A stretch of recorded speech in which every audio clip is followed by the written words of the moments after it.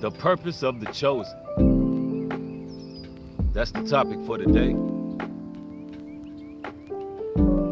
And I want to let y'all know off the break, I got a whole litany of precepts to go to this afternoon. There's a lot of scriptures we got to go through. My arsenal is loaded. My arsenal is loaded today. I'm telling you. Seek ye truth. I hope y'all ready to get some of that spiritual voltage that you signed up for. All praises. I see y'all rolling in real quick. Blessings to you all. You know, there's a trend going around on social media where a lot of content creators are talking about chosen ones. You're hearing this terminology just thrown out there, left and right. Chosen ones this and chosen ones that. And this video here is going to challenge a lot of talking points of these content creators. One thing that they leave out, the main point, is the purpose of being chosen.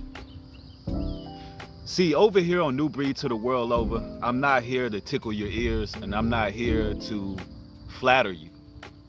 You know, flattery can be a very big, huge way of manipulation. And a lot of these content creators understand that. What's the point of being chosen if you don't know your purpose in life? What are you ordained to do? What are you chosen for? And I noticed that a lot of various ideologies, etymologies, a lot of spiritual teachers or what have you, they utilize this term a lot, but they're not telling you what your purpose really is. They're not saying what you're chosen for, and people are getting into the spirit of believing that they're special without actually doing the work that they have to do to actually answer the call that the Almighty have given, because many are called, few are chosen. See, they like to tickle the ears of those who are being called, but to be chosen is to actually take on a grave responsibility. To be chosen is actually to be initiated into the Most High God's fold and actually live a lifestyle that seeks of repentance. To be chosen is to actually answer the call. A lot of people are being called. Not many are being chosen. Ladies and gentlemen, you got to be careful with these content creators and these people who serve other gods. They don't serve the Most High. But they'll tickle your ears and say you're one of the chosen ones, but they're not guiding you to a higher power. You got to be careful about that, because essentially they want to make everyone narcissistic maniacs who serve themselves as God. That's what the world is coming to, where everybody thinks that they're their own God. They live according to their own rules, their own guidelines, their own code of conduct, and they're usually driven off their own emotions.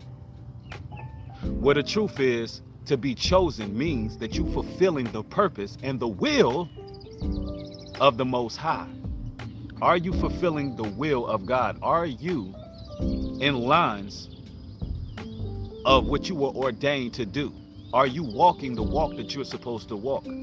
Do you know what direction you're going? Or have you just came to the conclusion, hey, I'm a chosen one, I'm special? Yeah. In this generation of entitled, wicked people who feel like they're all special. Everybody feels like they're special. Everybody feels like they stand out. But are you really chosen? We're going to go into some scriptures, right? We got to talk about what's the actual purpose of those who are chosen. First and foremost, you got to know that those who were chosen from the womb, from birth, from the very beginning. When your spirit was created, the Most High already knew who you were before inception. Let's go to Psalms chapter 139, verse 13, and it reads, "For thou hast possessed my reins, thou hast covered me in my mother's womb." See, from the very beginning, the Most High had his hands on us. before we were even conceived, before we were a thought, ladies and gentlemen. In the heavenly realm, the Most High already have chose you. And it was up to you to answer that call once you came into the age of understanding, once you came into the age of, I would say, accountability. You should either answer that call or deny the call. All right? It says, "For thou hast possessed my reins. Thou hast covered me in my mother's womb." Jeremiah 1:5. "Before I formed thee in thy belly, I knew thee." The Most High says, before I even formed you in the belly, I knew thee. "And before thou comest forth out of the womb, I sanctified thee, and ordained thee a prophet unto the nations." So when the Most High was speaking to Prophet Jeremiah, he let him know, look, before you were even born, before you were even a thought, before your mother and father consummated, I already knew you. I know you better than you know yourself. I know my purpose for you. I know my will for you. See, a lot of people have the misconception that they choose to walk this spiritual walk. Listen, you didn't choose the Most High. With our wicked, perverse nature, none of us chose the Most High. The Most High chose us. That's first and foremost. I had an interesting inbox on Instagram from a sister, right? A sister who had just started a YouTube channel. She starts this YouTube channel and she wants advice. Immediately after giving her certain advice about having a channel and things of that nature, she goes on to inbox me that she wanted me to check her channel out. I go over to watch the channel. Couple videos, it's a new channel.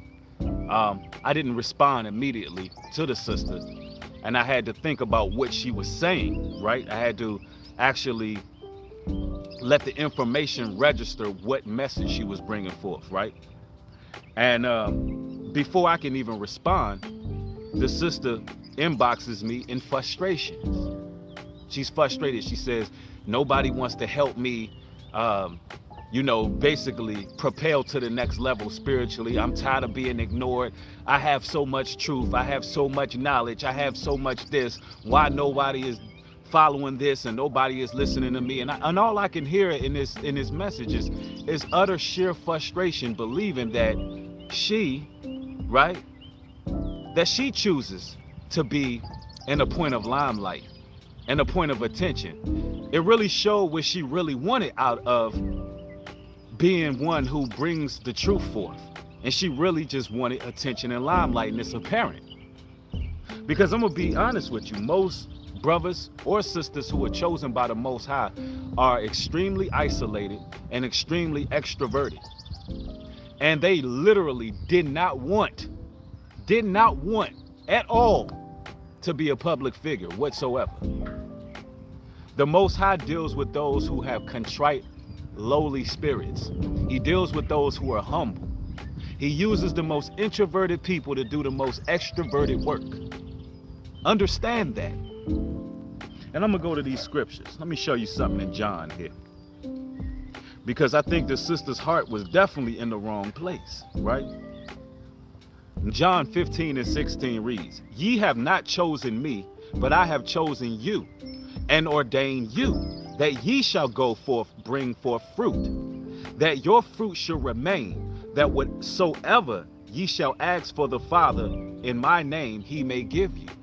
Ooh, he said, look, you didn't choose me.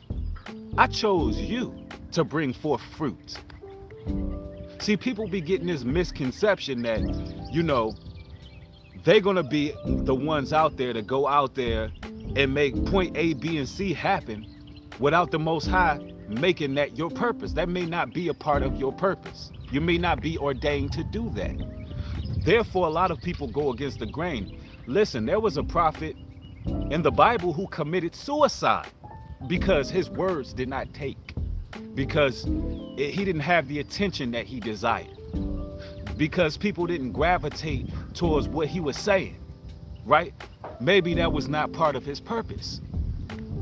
So it's like, we got to know first and foremost, we got to get out of this spirit of narcissism, this spirit of preeminence, think we all have the answers, thinking that, once we know who we are, we're supposed to hit the ground running and we're supposed to elevate immediately. And we're supposed to be doing what all of the notable figures are doing. It just doesn't work like that, right?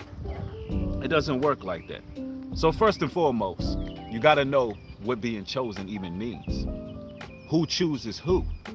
You don't come into this truth and choose to be a light. The Most High chose you. And I can tell you now, when the call came for me personally, I was nowhere near ready.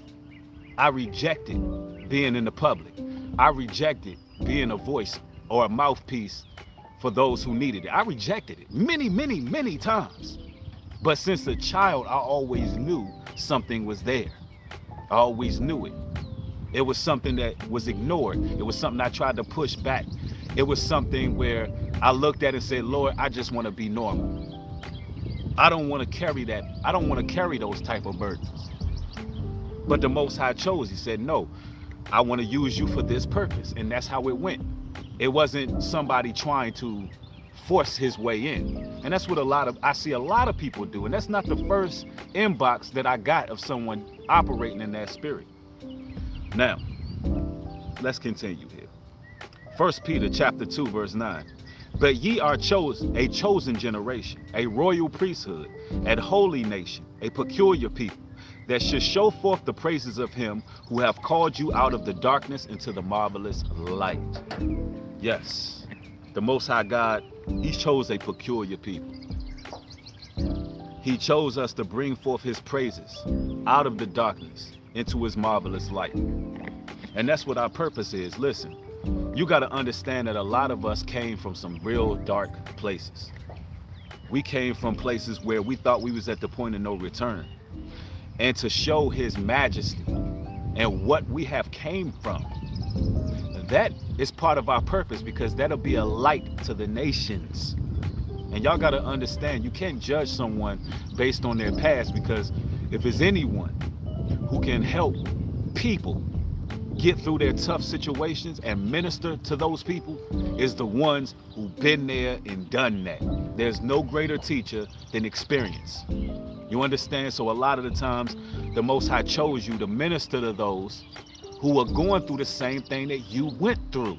People who have addiction, people who are in the prison system and want to get out and want to live a lifestyle that's righteous and walk the straight and narrow. People who need to get off of addiction, people who are struggling with alcoholism, people who are struggling with masturbation and pornography and insatiable lust, people who are struggling with whatever it may be, whatever sin that it may be. If you've been there and done that, your purpose would be to show that marvelous light of where you came from and where you're at now, right? So that's part of what this purpose is. And he chooses peculiar people. He chooses people who are deemed real weird and strange. And, often these individuals get outcasted. Often these people get targeted. They get targeted by everyone. Everyone. These people literally have to face the world alone. They have to face the world alone, right? They have to go against the grain totally. Walk in one direction while the rest of the world is walking the other direction. Feeling like no one understands them. Being misunderstood, right? You have to go through those things because you're not like everyone else. And everybody ain't going where you going. So you being trained a different way, right? Let's continue. Isaiah chapter 43, verse 10. Ye are my witnesses, saith the Lord, and my servant whom I have chosen, that ye may know and believe me and understand that I am he. Before me there was no God formed, neither shall there be after me. He says, look, you are my witnesses, saith the Lord, and my servants. Listen, we servants. We servants of the Most High. And then he goes on to say, look, before me, there was no other God formed. You got to ask yourself, when these content creators and these spiritual leaders and these advisors, right? And when they're talking and they're saying you're chosen, by what God are you chosen from? Are they telling you what God chose you? Was it the God that was formed before any other God? Or is it Amun-Ra? Is it the lesser gods? What God do they serve? We need to hashtag them. Like, what God are you talking about? Who were we chosen by? In order to be chosen, someone had to handpick us, right? If you go out to go find an animal, a pet, you're going to have your pick out of the litter, correct? You're going to literally have your pick out of the litter. So if you're chosen by whom? I'm telling you who you're chosen by. You're chosen by the God of Israel. Yes, the Most High God had a chosen people. The Most High God said, I choose Israel above every other nation to be my people, a special people, a peculiar people. Israel will be the salt of the earth. But these people would be cursed if they did not keep my law, statutes, and commandments and observe to do all of these commandments. These people would be cursed. They would be treated awful in this world. But they still my people nonetheless. And out of the litter, I have my picks. Out of the litter, I have those that I've chosen. These spiritual esoteric leaders are not telling you who you're being chosen by. They're tickling your ears. They're making you feel good about yourselves. But you don't understand that you're just a servant. Literally, we're just servants, ladies and gentlemen. Let's continue. I want you to hear that scripture one more time. Ye are my witnesses. We are those who witness what he's done for us in our lives, how he has blessed us, how he has pulled us out of darkness, his miracles that he showed us. Saith the Lord, and my servants whom I have chosen, that ye may know and believe me and understand that I am he. Before me there was no God formed, neither shall there be after me. Listen, before the Most High there was no God formed. Now there's another precept that I would like to go to. I'm telling you, the arsenal is loaded. If you gain an edification, y'all make sure y'all hit the thumbs up on this video as well. Now let's continue here. Now there's a real powerful scripture that I gotta go to. Absolutely powerful. Let's go to Matthew chapter 6 verse 9. And it says, after this manner, therefore pray ye, our Father which art in heaven, hallowed be thy name. And this is the Lord's prayer. Thy kingdom come, thy will be done on earth as well as it in heaven. Give us this day our daily bread, and forgive us our debts as we forgive our debtors. And lead us not into temptation, but deliver us, for thine is the kingdom and power and glory. Listen, when Christ prayed, when Christ himself prayed, he said, Lord, I pray that thy will be done on earth as well as in heaven, right? I pray that thy will be done on earth as well as in heaven. Now, what does that mean? I pray that thy will be done. Not, Lord, I pray that my will be done. Lord, I'm chosen. That means that, allow me to magnify myself. No, it says, I pray that thy will be done. That's signs of a servant right there. That's signs that what you need to be doing as someone who is chosen is walking the same frequency and being on the same vibration as the Most High in order to fulfill your purpose. And this is why we honor his Sabbaths. This is why we honor his days of rest and reckoning, so we can be on the same frequency and the same wave pattern, so it aligns with our purpose and his purpose for our lives. We're nothing but servants. If they telling you you chosen but not telling you what you chosen for, they're leading you to idolatry. Each and every time it's idolatry. And you got to understand, in the book of Titus, it tells us that the Most High God does nothing here on this earth until he reveals it to his prophets. Nothing. Nothing is done. Listen, Nothing happens on this here earth until he reveals it to his prophets. And he has many ways of revealing. And that goes into purpose. That goes into you being on the same frequency that he's on. He has to show you. The Lord has to show you his chosen what's going to happen. And this is why we get dreams. This is why we get visions. This is why we sit here and we meditate on the precepts and questions are answered. Let's continue. Hebrews 13:5. Let your conversations be without covetousness, and be content with such things as ye have. For he hath said, I will never leave thee nor forsake thee. Oh, that's so important. Because once the Most High called you and you're chosen, a lot of the times we get into this dissatisfaction and discontent with our lives. Because the Most High has bestowed a great level of wisdom and knowledge on us. And we think it's supposed to elevate us to the top in a heartbeat, just like the sister was inboxing me. Yes, you know, it's a great thing when you're waking up. It's a great thing when you know who you are. You know that when you are honoring God's laws, it comes with blessings. Just like when you dishonor God's laws, it comes with curses. But if you can be content with the things that you have, and you seek ye the kingdom first, all things will be added unto you. You got to seek the kingdom of heaven first. Seek the spiritual realm first. Seek the things that you don't see talked about on a normal basis. Seek the things that are not carnal first. Seek spiritual riches first. Seek favor with the Almighty first. Seek insight with the Almighty first. And then all things shall be added unto you. That's how it works. It says, be ye content with the things that ye have, because the Lord, I will never forsake you. I will never leave you without, as long as you continue on this upward battle. As long as you continue fighting the good fight. As long as your spirit stays right. As long as you stay humble. As long as you understand that you are a servant. And you be content with what you have. Listen, you show me a person that's content, I show you a person that's spiritually rich. Now, when I say content, I don't mean not progressing. I don't mean on a standstill. I don't mean lethargic. I don't mean stagnating. I mean someone who is content. Because a person who is content is a person who won't sell their souls.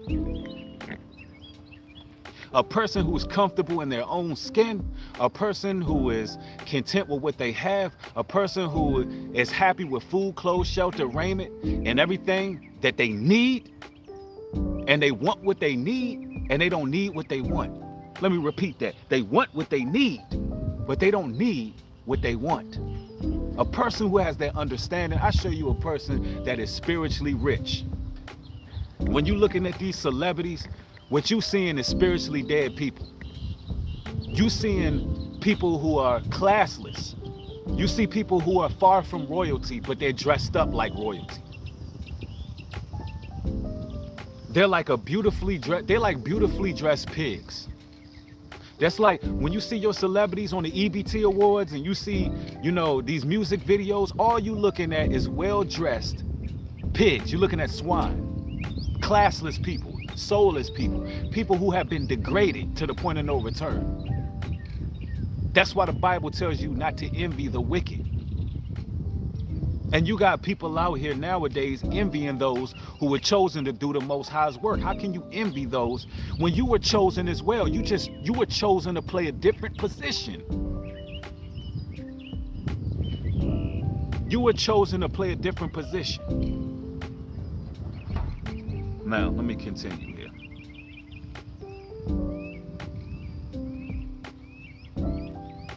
Proverbs chapter 18, verse 1. It reads, through desire, a man having separated himself, seeking and intermingled with all wisdom. Through desire, a man separates himself. And then he begins to intermingle with all wisdom. Yeah, that's a great sign of being chosen. Oh man, when you become withdrawn, when all of a sudden You're withdrawn. All of a sudden, the things that used to interest you, they no longer interest you. You're now putting yourself away from everyone. You're isolated. And a lot of the times people just can't stand to even be around you. A lot of times people is like, they can't stand the energy that you possess. Certain spirits can't be around certain people. I mean, seriously. I done been on elevators. Person walk on the elevator and their spirit can't coexist with my spirit. So as soon as they hit that elevator, they tapping a button. Hold up, let me out.